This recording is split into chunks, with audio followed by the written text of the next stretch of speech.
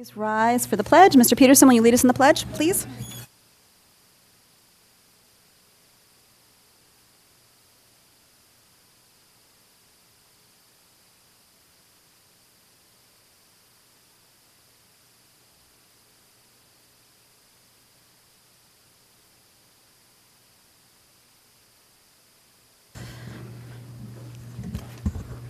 Hello, everybody. I hope everyone had a nice long weekend.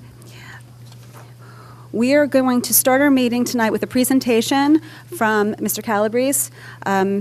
It's for the turf installation at Roger Ludlow Middle School. Being that we're discussing maintenance and we have a couple of field projects in the proposed operating budget, I thought it would be helpful just to see how our projects fit into some of the larger plans at the town level, which might affect your decision making. So thank you, Mr. Calabrese, for being with us tonight.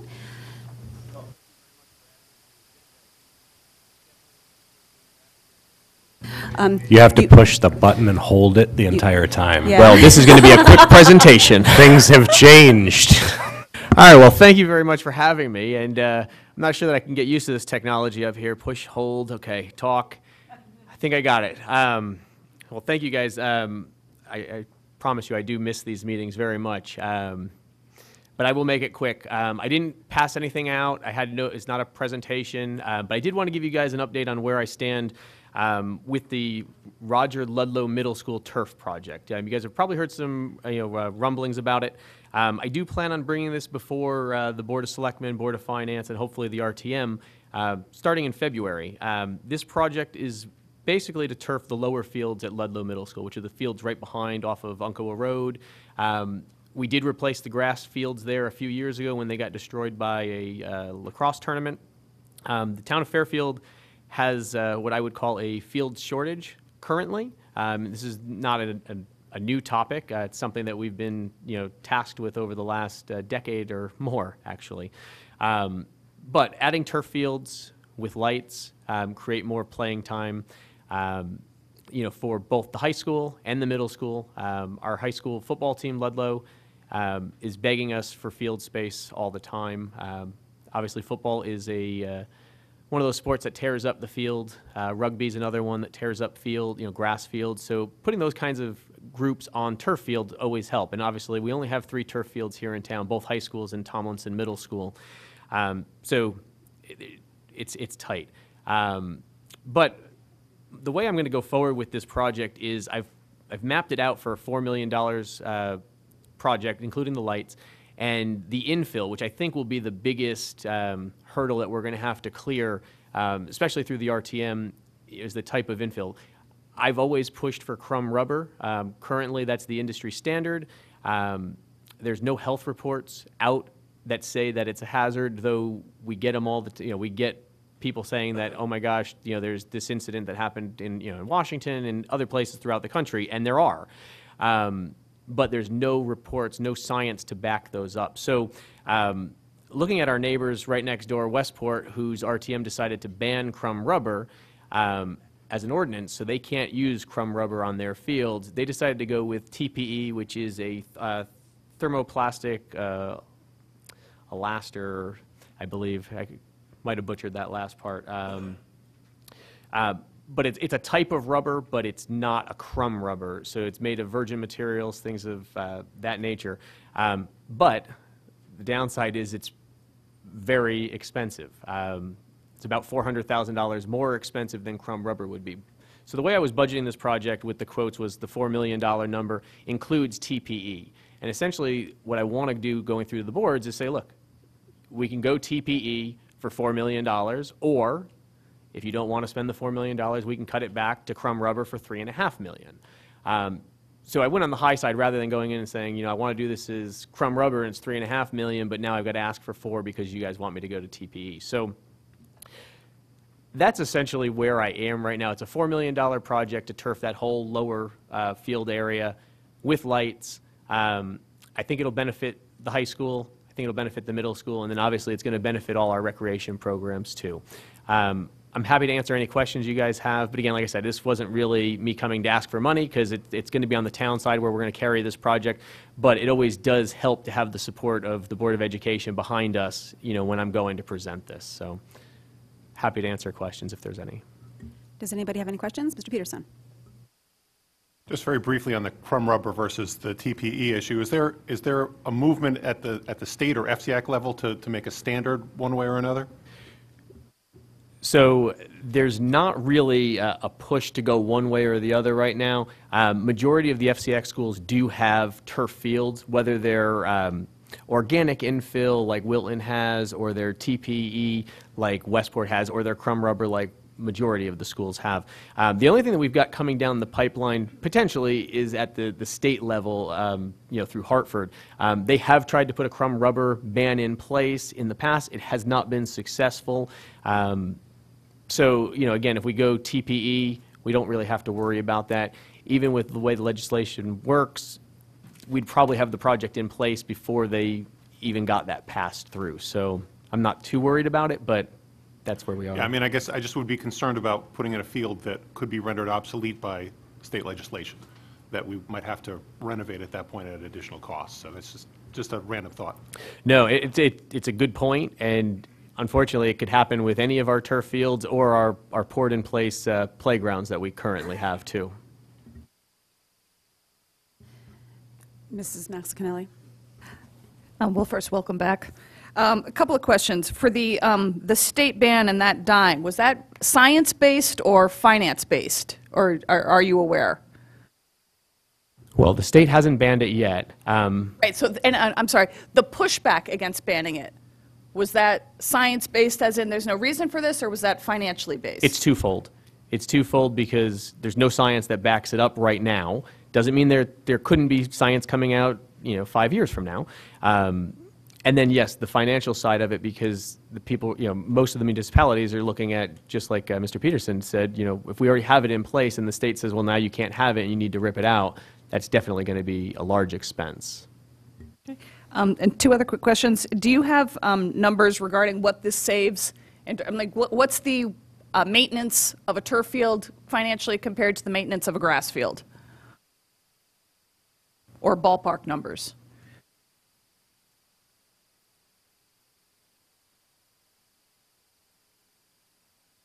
So this is ballpark numbers. Typically, a maintenance cost of a natural grass field is about $21,000, $25,000 all in once you start including linings and stuff like that a year. Some of our fields do run more than that. Ludlow would definitely be a case where it's closer to the $45,000 because it's not just one field; it's like a field and a half to two fields almost. So. But then versus a turf field? Turf field is virtually, you've got to groom it basically 3 to 4 times a year with like a brush. So you just drag it behind the tractor, so it's very minimal. Okay. And then my last question is that, is there any kind of plan in place for other fields? I mean, is this part of a waterfall presentation, between Sturgis or Burroughs, any of these other fields? Yeah, it is. So this was the first one I was attacking because it's a little smaller of a project, and really it's kind of test the waters time for me with the RTM and Board of Finance just to see what the appetite is. But yes, I have put the South Pine Creek Complex, which is a soccer field, a baseball field, on the waterfall chart as well for a couple of years down the line. I believe 2 more years out. So yeah, my plan is to try to put as many turf fields and lights where I can. We need the field space. Sorry, one last question. I had always, when my daughter was part of the FUSA and the FAST tournament, which always makes a point of reinvesting in the town, I thought that was something that FUSA had been looking to partner with the town with to expand. Obviously, this last FAST tournament had to get canceled, but I thought that was part of the conversation for a few years. I'm glad you brought that up because, I'm up here trying to rush through the presentation. This is good stuff, right? I've already met with FUSA, Fairfield Youth Lacrosse, and Fairfield Youth Football, and all 3 have bought into contributing funds to this anywhere from $100,000 to $250,000 apiece, on top of fundraising additional funds for the town to do this project. All 3 know that they don't get priority on the fields based on the amount of money that they're able to raise. We're still going to divvy out the fields the same way we always have. Mrs. Gerber? The lights, has there been any outreach? I mean, I know that there aren't a ton of neighbors, but would there have been any issues with neighbors with lights going in there? So we haven't done the outreach yet. Normally, we will canvass the area right there, right off Oncover Road. However, we haven't had any complaints of lights in years there, and we have them currently at the high school. Right. And we, Parks and Rec Commission did approve temporary lights for Fairfield Youth Football to put on those fields, and we've been using them for the last, I think we just used them this past season there. We used them at Tomlinson 2 years in a row, and we haven't had any complaints at Ludlow about the lights at all. Okay, yeah, I just wasn't sure. I mean, there aren't a ton of neighbors, but just, and then the other question I had just, and I don't know if anything's changed with the new development behind Ludlow, but I know like the cross-country team used to, their start of their meets was running across that field. Is there any, would there be any concerns or issue of them running across the turf field once it's? No, I don't believe there'll be any issues with them running across the turf field. The one thing we'll have to work out with Fairfield Public Schools is potentially relocating where they throw their javelin and the shot put and all that. That may have to be relocated to either Sturgis or the front field, just somewhere else, because that's not going to be able to be done on the turf. Got it. Okay, thanks. Ms. Jacobson. Thank you very much. Just a couple questions. The fields that you're looking to put in at RLMS, is it one field, multiple fields, regulation size for varsity sports? Is this mainly for rec? Yeah, so we plan on putting in multiple fields. One will be a regulation multi-use field, which will be able to house any of the sports, whether it's girls lacrosse, football, or soccer. It'll be able to do all the different sports there. And then the other side, the other field that's left over will mainly be a practice field. It'll be a small-sided field because we can't fit another regulation-size field there. There was talks of potentially looking at doing a softball field or a baseball field. Unfortunately, with the way that area is laid out, it's just really not feasible to fit that type of field in there. So the two fields that'll be there will mainly be the full-size multi-purpose and then kind of a practice multi-purpose field. Okay, thank you. And then, maybe not for right now, but as you work through the town bodies, do you have any data on a longitudinal basis in terms of cancellations, having to reschedule, not being able to, putting fields out of commission that can't be used because of weather, et cetera, that this would have both participation impact on, but also fiscally? I don't have those numbers tonight, but my office has put them together. Okay, I'd love to see those when you have a chance. Did you price out any other fills besides the TPE, like the organic, No, any? No, so I didn't go with the organic stuff only because for organic, like the coconut and stuff like that, you've got to install irrigation. And I didn't want to install irrigation because then we're dealing with freezing, so fields could still be closed or oversaturating. I just wanted to go with either crumb rubber or TPE where I know we're not going to have those issues. So if it rains, we know that field is still going to be open. Essentially, it would be open year-round. Okay, and then this is my last question. And the shot put discus, that was a project for this year. And it's obviously has issues. Do we have any, you're thinking that it won't fit down there anymore and that it will need to be relocated. So I'm just curious at some point if we can get an update on that since that was a budget in the budget for this year. I could talk with Angeles on that, and if we need to carve out a section of that lower field to keep it grass, to keep those things there, we might be able to do that. Essentially, what I had quoted out was pretty much everything inside the fence line, so it did incorporate that area. But happy to talk with Angeles on that. Okay, thanks so much.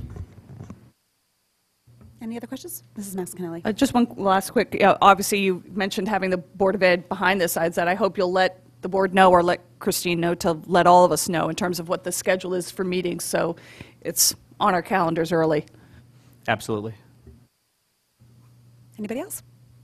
Casey, thank you for coming tonight. Thank you guys very much. Okay, moving right along. Discussion of the superintendent's recommended 2020-2021 budget request. We're going to start with just any follow-up questions from our January 14th budget review about some of the additional questions that were asked or some of the follow-up. Mrs. Maxon Kennelly? We'll let them.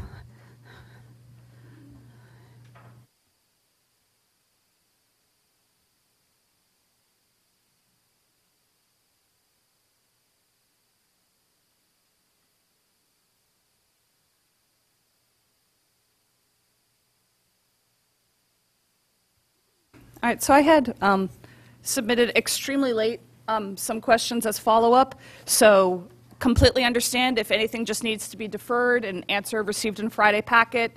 I did the best I could.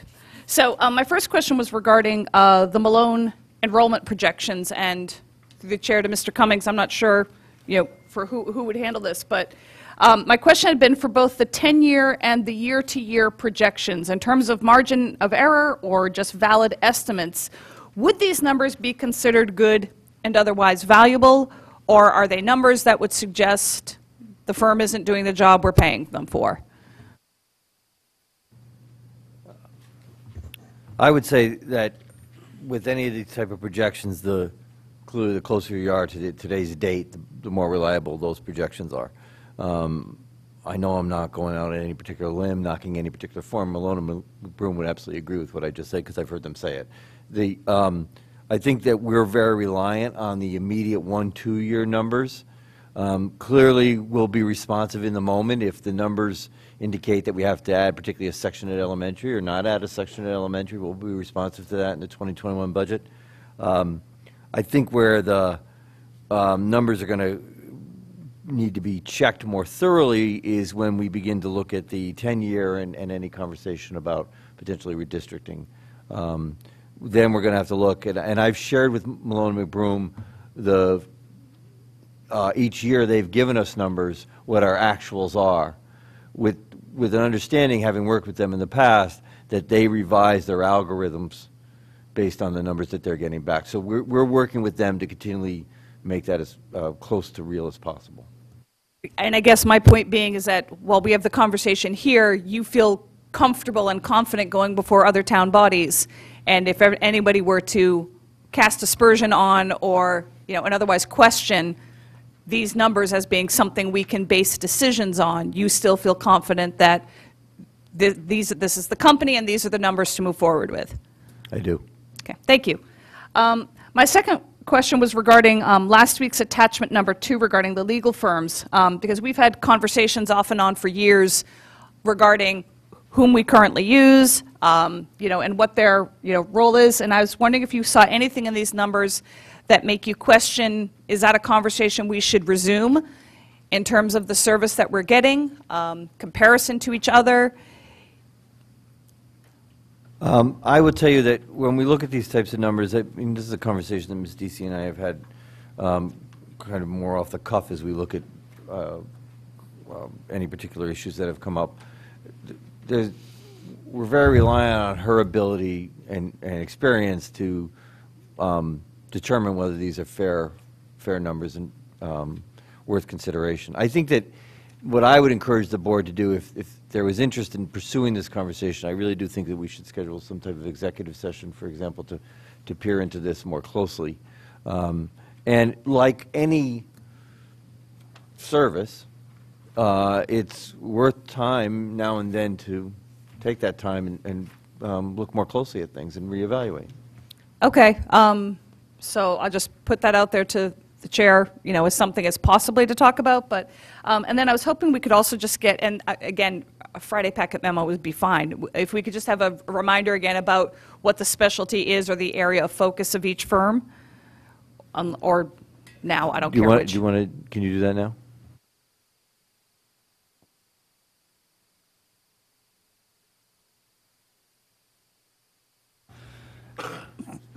So Pullman and Comley, as you know, because we work with Steve Sedor quite often collectively as a group, they do our labor and employment negotiations and the other board issues that might come up, like a grievance.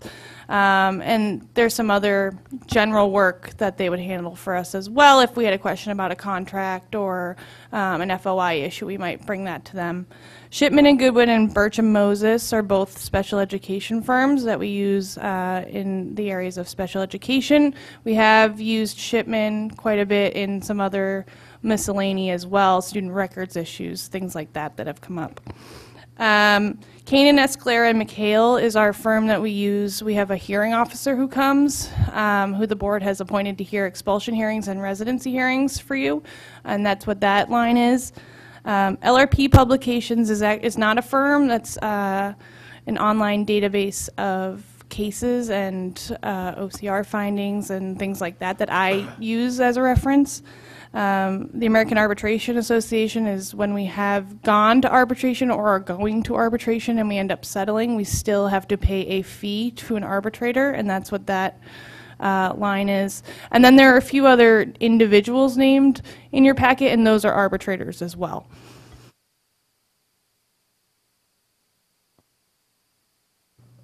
I guess I see, I'm sorry if I say this wrong, Nuttall, McAvoy, and Joyce? That's a firm that drafted our 504 handbook for us that we have been working on. Okay. And the arbitrators at the bottom of page 3, were those are for mediation, weren't they? Michael, I Richard? actually don't have my handout from last week, so I think so, but I don't know exactly which page you're on.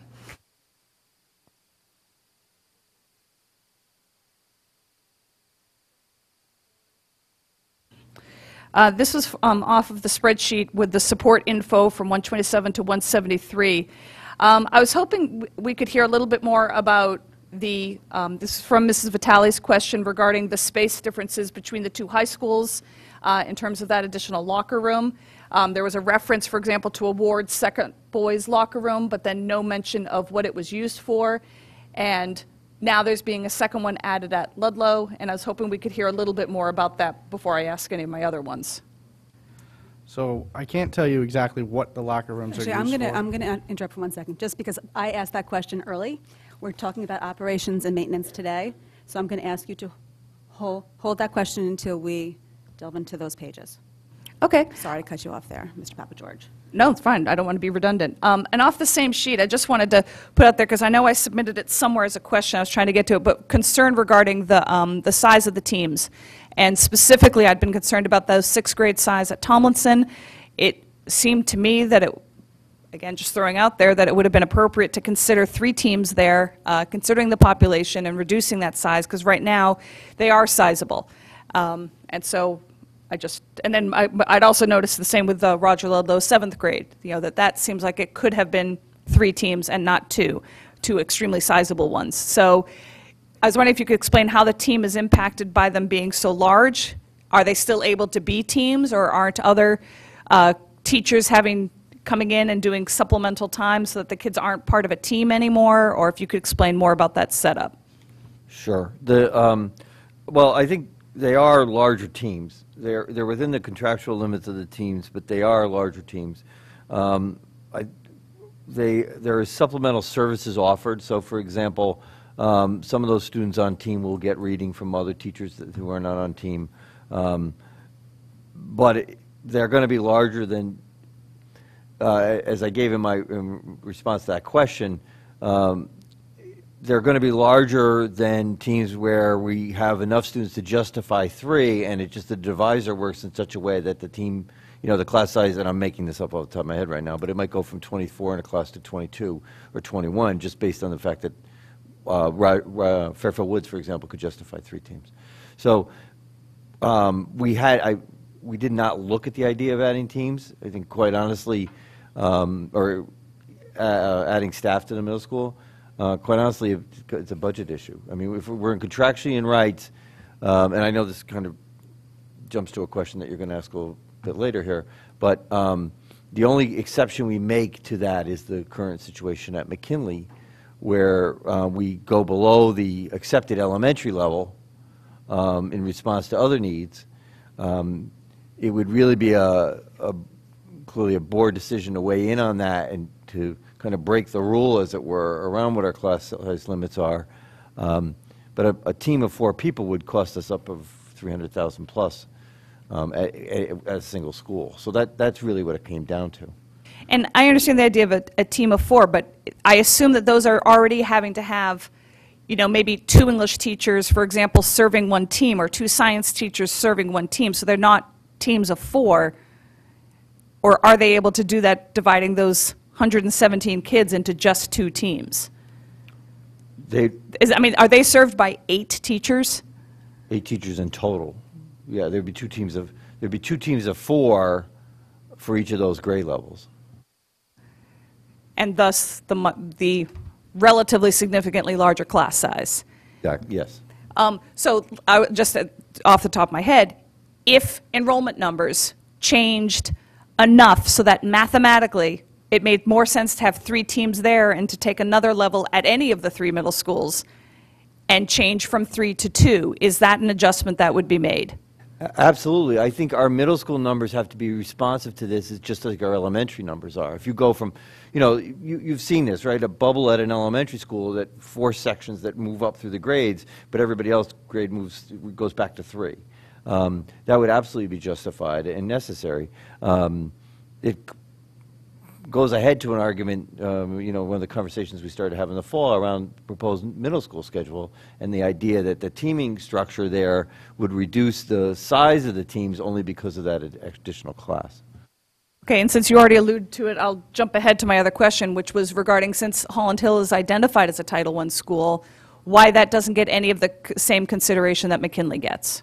And I'm going off of memory on this because this happened before my tenure in Fairfield. My understanding was that the lowering of the class size ratio at Fairfield, at McKinley, excuse me, was related to the desire to have people opt into the school. So it would be a selling point for the school that the class sizes would be lower than they would be at the other schools. It was also in relation to the student achievement issues there. I don't recall that, but I'm not saying you're wrong. I don't have that same I recollection. could well be wrong. You know, I acknowledge that, but this is what I was told 4 or 5 years ago. Okay. My next question was regarding the, thank you for all of that information on the athletics and the activity fees. It was a lot of information to digest, also, you know, a topic we're obviously bringing up in policy. But I was wondering, where was the income number regarding door receipts and where that money goes? I'll talk to Ms. Munsell. The schools collect it and it goes into their student activity account, and then they send it to us in central office. It's only been the past few years where they've had accumulated any funds there since they've changed their charging structure. They charge students and they raised their rates. Before then, they were in a losing situation with door receipts. So it was being paid out as it came in? I mean, no matter what, it's income coming in. So if it wasn't being reported, then where was it being spent before it made it into an account? Well, it's income coming in, but they have to pay the expenses associated with those games also. So it's only been in the past few years where they've made any money off of that. So just on a regular Friday night basketball game where they're charging admission at the door, that's going to pay the security? Correct. And, okay. Sorry, hold on, let me go look. And, all right, this is my question 7 is a longer one. I'm just going to hold that till later. My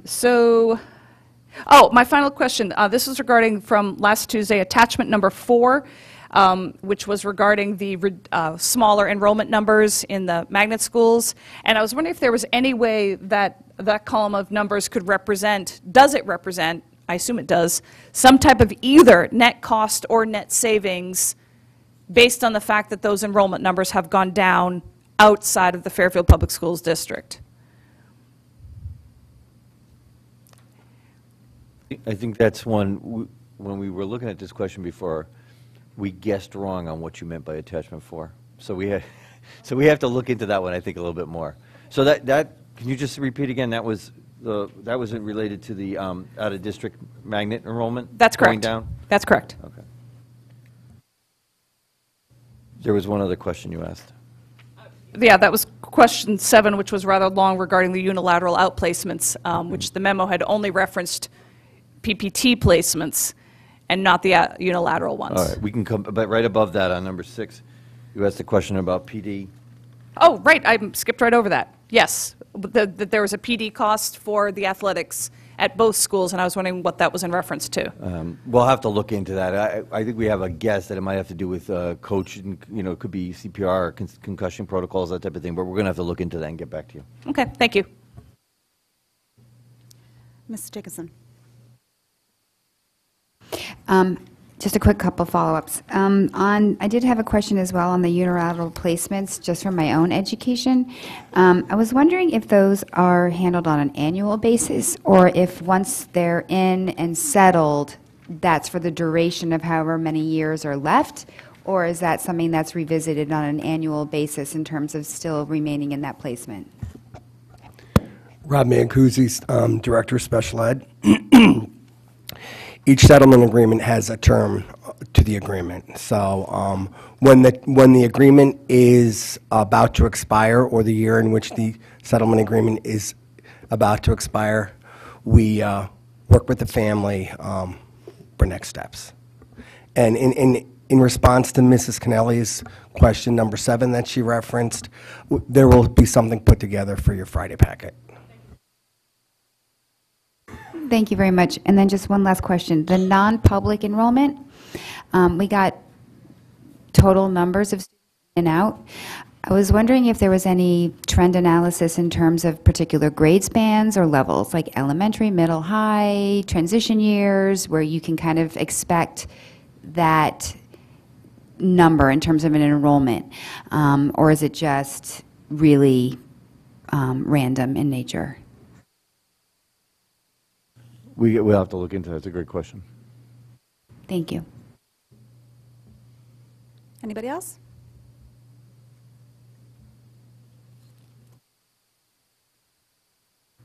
Okay, we'll dive right into the next few sections. We're going to start with revenue, pages 7 through 18, and the accompanying backup.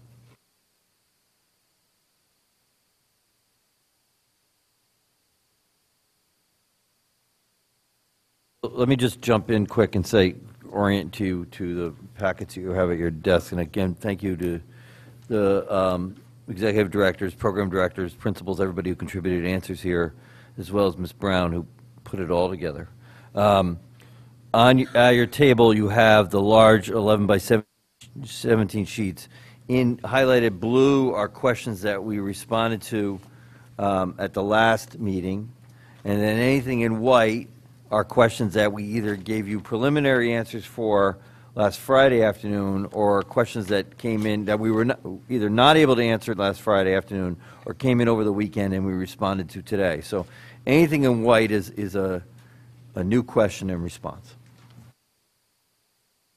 Behind that is there's several attachments that accompany questions that came in over the weekend that we I apologize. There's a couple attachments that we didn't get to on Friday to send to you, and those are included as well. Mrs. Max Kennelly. So on income, and I'm jumping right on Mrs. Jacobson's question because I'd had the same one and forgot to submit it. And this was regarding, I believe Mr. Arnone misread the question, which I now see why, but it was a question regarding pre-K 5, not pre-K through 5. And that if this is something, I didn't know if the Finance Committee had brought this topic up, but the idea of exploring adding that to the offerings of Fairfield Public Schools is an option. Because I know that the Finance Committee got the charges that private schools charge for that program, and it's, just that possibility of adding that. So that was, I guess it's number 20. I think if that's what it is on page 3. Frank Arnone, Executive Director of Innovations. Thank you for bringing that piece up. You are right. I was confused. I thought you were talking about the pre-K to 5th grade, our summer school program. That's a very good question. We have not looked at doing a pre-K 5 program during the summer. Many of the staff, the problem goes on that was because we're also doing our IEP students to be able to give them summer program at the same time. So I will talk with Mrs. Bruno and Mr. Mancusi to see if that is something we can look further into. I'll get back to you. But just to follow up, I think this is far beyond. This is actually a preschool for 5-year-olds running through the school year. So for those parents who decide, and of course the state is once again looking at changing the kindergarten enrollment date back to September. And so just that idea of, for those parents who do pre-K3, pre-K4, actually a third additional year of preschool during the school year. Yeah. There has been some discussion, and at the ECC, over the past 2 school years, there has been 42 students who are kindergarten eligible that did not move on to kindergarten. That doesn't mean all 42 students remained at the ECC, but several students, in consultation with their PPT and their parents, do stay for an additional, if that's what the PPT team determines appropriate. Okay, I'm going to try take one more shot at this. And I think, to clarify, I think that Mrs. Maxicanelli is really just talking about not necessarily children that are receiving special education services, but creating a new program offered by the Fairfield Public Schools for all children who are, based on their age, are eligible to attend kindergarten or should be attending kindergarten per statute, but their families choose not to, and providing that programming. So this is for purely a 5-year-olds. monetizing our assets kind of thing. While we have the space, and obviously a PPT directed, that's an IEP directed, that's a completely separate venture. But I'm talking about just as parents are looking for this program, and I don't know if Mrs. Leeper can add to that, because I know Finance Committee did gather data on this. Mrs. Leeper? We did talk about it in Finance Committee, and the conversation did not go very far because I think it's a whole nother initiative. It's essentially adding another grade that we don't have. So the space is one issue, but then the staff that would teach it, the curriculum they would teach, and then how would we determine the teachers, the children that would be eligible? Would we have a lottery system? And it seemed, I think at the time, like it wouldn't be a revenue generator. It would probably be a cost to the district. So I think because of sort of a lack of enthusiasm, we didn't pursue it further. That doesn't mean we can't take another look at it. That was, I believe, last year, and now there's a different administrative team, and maybe there will be different thoughts about it. So if you guys are requesting finance to check it out again, we can do that.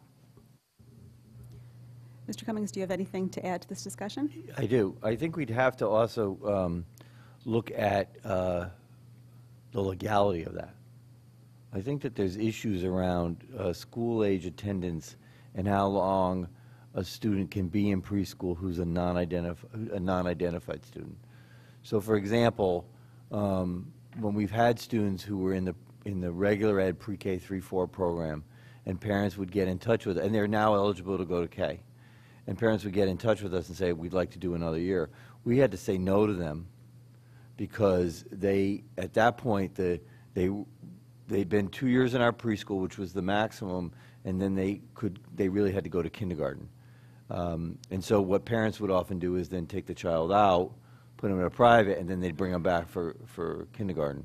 So I think we'd have to explore this around state statute and attendance legislation. I think we'd have to look into it.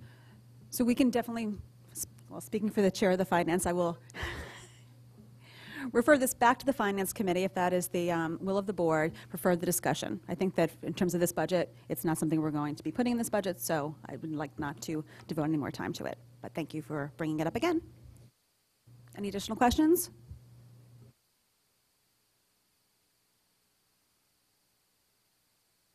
Yeah, we're still on revenue. Mr. Asa. First off, thanks to everyone who answered all the questions. Appreciate that. Ms. Munzel, you had mentioned on my question about Bridgeport and their payments on open choice. This number kind of stood out to me. without divulging any personal information or anything like that, but could you just touch on maybe, or Mr. Mancusi, a couple things that we would be billing for? Like what do we bill $183,000 for? Sorry, in the revenue packet.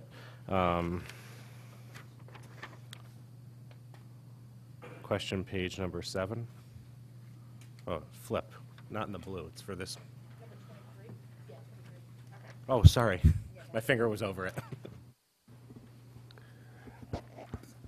So, Mr. Asa, we bill for any and all special education services, related services, OT, PT, speech, counseling, special education teacher support, for all open choice kids who are special education.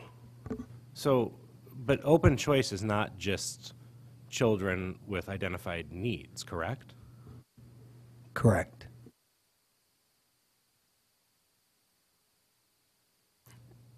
So for those open choice students that come to us with an IEP, if they were receiving services, we bill Bridgeport. So, and it could be for OT. And when these students come to us, I know they go through an interview process, I believe, that's set up, correct? Are we aware of these ahead of time? I believe they're chosen by lottery, and when we find out who the students are, if they already have an existing IEP, that IEP then is shared with us, and then we plan accordingly, and we would bill for the services that that student receives. Okay, so in essence, we're covering all costs related to it, so we're not taking away from any services being offered to a Fairfield resident. Correct.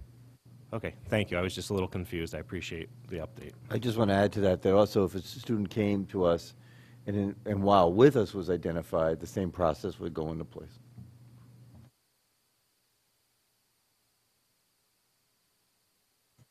Any other questions on revenue? Seeing none, we'll move forward to staff salaries, pages 43 through 72.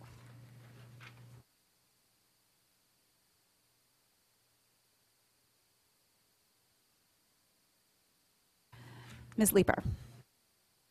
Is it too late to ask a revenue question? No, it's not. I was flipping through and trying to find mine. So I had asked when the last time the open choice grant was adjusted, and it has never been adjusted, which was sort of my hunch, but I'm glad it was confirmed. Is there an opportunity where we could pursue that with our legislators, perhaps, to better incentivize towns to accept open choice students? Is there action we could take to help at least even keep up with inflation? Yeah, I think we can beg. There is an additional codicil, I suppose, in the legislation that talks about if a school were to increase its population of open choice students, I think it's by 10, they get a bonus. It's difficult to do here. I think I was able to do it 1 year, maybe my second year here. The school actually doesn't get the bonus. The district gets the bonus. The check goes to the school, and you just have to watch them. But but that's really difficult to do in Fairfield, where we don't have that many slots as it is. That's really the only incentive that's built into the program. And I think the program now has got to be getting to 25, 30 years old. And it's really remained $3,000 since that beginning of time. Well, thank you. Through the chair to Mrs. Jacobson, perhaps we could make a little noise about this. I mean, Connecticut has the largest achievement gap in the nation. This is one very modest initiative the state started a long time ago in response to, Chef Ross O'Neill, so that our other urban areas, there was some sharing of this issue with our more fortunate suburbs. And if they really wanted to incentivize suburban districts to take a share of urban kids, seems like an easy way to do it. I can bring it up on Saturday. I'd love that.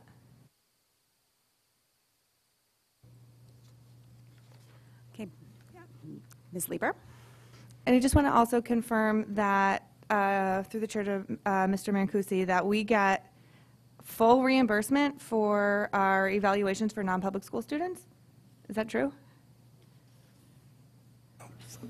Excuse me. Our non-public students or our non-public staff who performs evaluations are funded through the IDEA grant. We are required to set aside a proportionate share of our overall grant for non-publics. And we also have the health and welfare grant through the town of Fairfield that helps compensate and support our child find efforts in all our evaluations. That's great.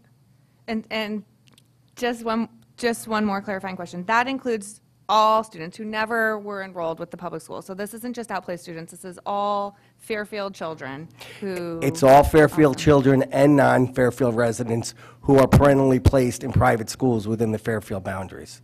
Thank you.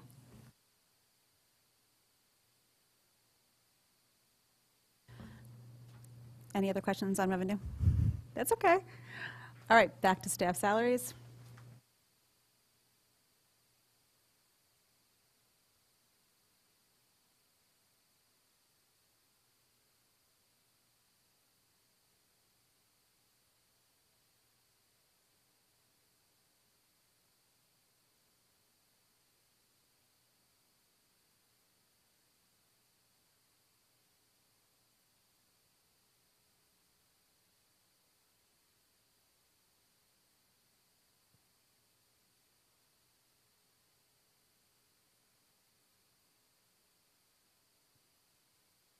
Ms. Lieber?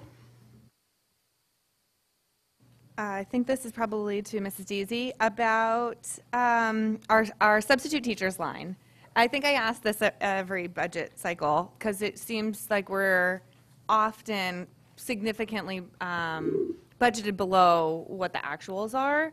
And I was wondering and I get that if you have a long-term sub, that's a huge expense that you can't anticipate.